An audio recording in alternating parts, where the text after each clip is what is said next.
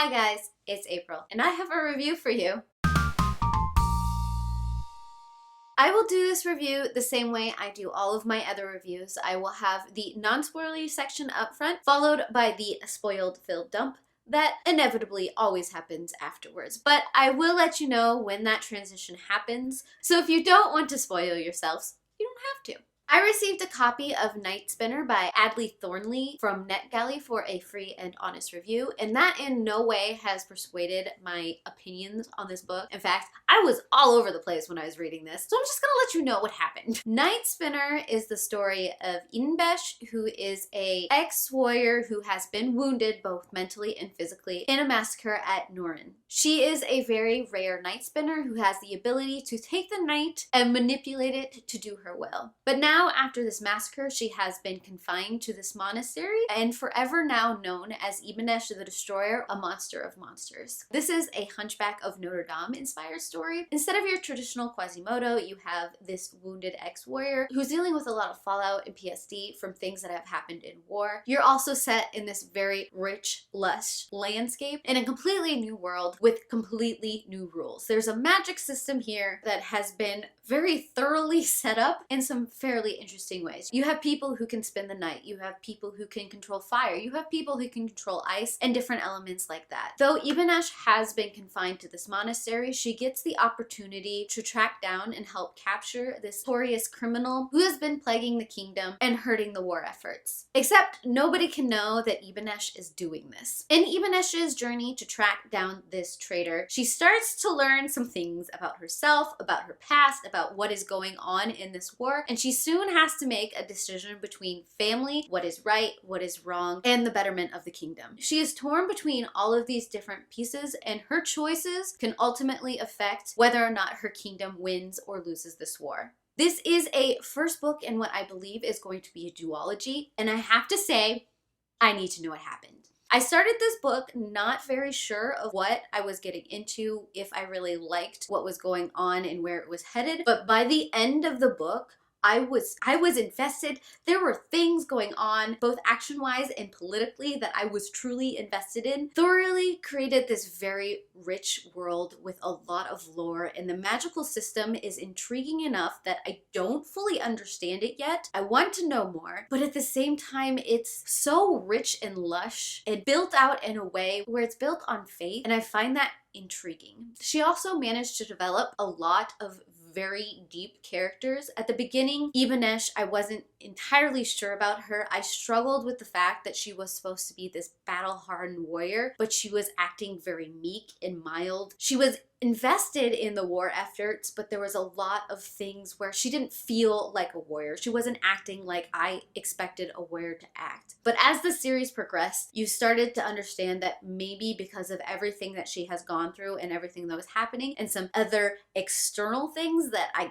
can't get into because of spoiler reasons, this has changed her in ways she hadn't realized and shifted her back into this very weak state. But throughout her journey, as she is starting to rely more on herself and starting to discover some of these truths, you get to see her grow and become more of what you would expect that this warrior was supposed to be at the very beginning. I like seeing that character arc and how all of that build. And alongside Ibanesh, you have her adopted sister Gioa and her adopted cousin Shurik and this whole band of criminals that you get to see grow and morph and shift as different plot things happen in very unexpected ways. I like it when I can read a story and start to try and guess at where the plot is going, but then it twists and morphs into something that I wasn't expecting. And this story does that very well. There were hints and bits and pieces of what the ending was going to bring about, and you get these little inklings and these little nudges of maybe things aren't quite what you're expecting them to be, but you don't get to see that or how that's actually going to fall out until the very end. So I think Thorley did a very good job of giving you enough of that anxiety to keep on pushing you through and not being sure of yourself, which coincides very well with everything that was going on with Ibanesh as she's struggling to decide who to help, how to help, and what she is doing throughout this war. When I first went into the story, I can't say that I knew a whole lot about the Hunchback of Notre Dame, except for what I've seen in various cartoons and things like that. But given the way that this story has been told, I am very much intrigued. I am invested. I need to know more. I can't say for sure if you've read The Hunchback of Notre Dame, if you know a lot about that, if whether or not you will like this. There's a little bit of romance in it, but I have to say the romance is done very well. There's a line within this story that just pinpoints how this romance goes, and I liked it so much for it. But it's basically, there's no time for kissing right now. We're at war. We have to figure this out. So now is not the time, not that it isn't there. And I like that. So if you like that kind of thing, if you like action and political intrigue, if you like very in-depth magical systems, if you like seeing all of that kind of stuff fall out, I highly recommend this read. I'm excited to see where all of this finally wraps up. So if you do decide to go and read this book, come back and tell me what you think. But now I am going to switch into the spoil section of my thoughts. If you don't want to know things, now would be the time to leave and come back and we will exchange words. The biggest heartache for me in this book would probably have to be centered around Orabai. Her relationship with that eagle, I loved from the very beginning, just seeing how she interacted with him and how even when they were at the tournament, Orabai found her, stayed with her, stuck with her. And when he was injured, when Gioa had her breakdown and we started to see where that whole relationship probably actually sat rather than how Ibanesh saw that relationship, I almost had a meltdown. And then when he was finally fully healed, I was excited, but then it felt off when we stopped seeing him. I was constantly wondering, well, where is he? And then at the end, when we learned that Orabai's loyalty had shifted mostly because of magic, that was heartbreaking. That was probably the biggest thing throughout all of this.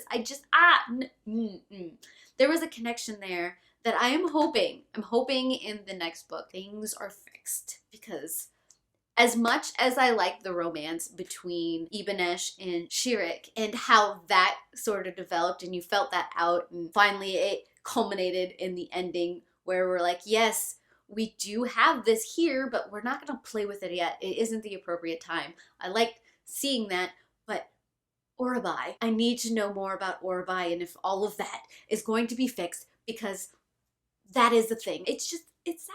And it breaks me. About mid-range, when Shirik was letting Ibanesh know that, hey, this is too good to be true, you should probably start checking yourself. It is something that I kind of felt as well, but at the same time, I'm like, we can't possibly have two bad guys going on at the same time. I don't think I can handle having two bad guys. We had two bad guys. I haven't seen two bad guys like this in a very long time. So as soon as everything started falling out, like, how are we going to fix this? And the fact that we are going to try and start yet a third army, try and fix everything. I don't know how this next book is going to go. I'm hoping it goes well. It's probably going to go well, but I'm hoping we don't lose a few people, a few friends along the way. Tell me down below what your thoughts are on all of this. If you are a fan of Hunchback of Notre Dame, if you enjoyed this book, if you are excited to see where the next one goes, or if you think all of this is trash, I don't care. Tell me your thoughts down below. And of course, if you would like to keep up to date with all of my reviews and every time I upload,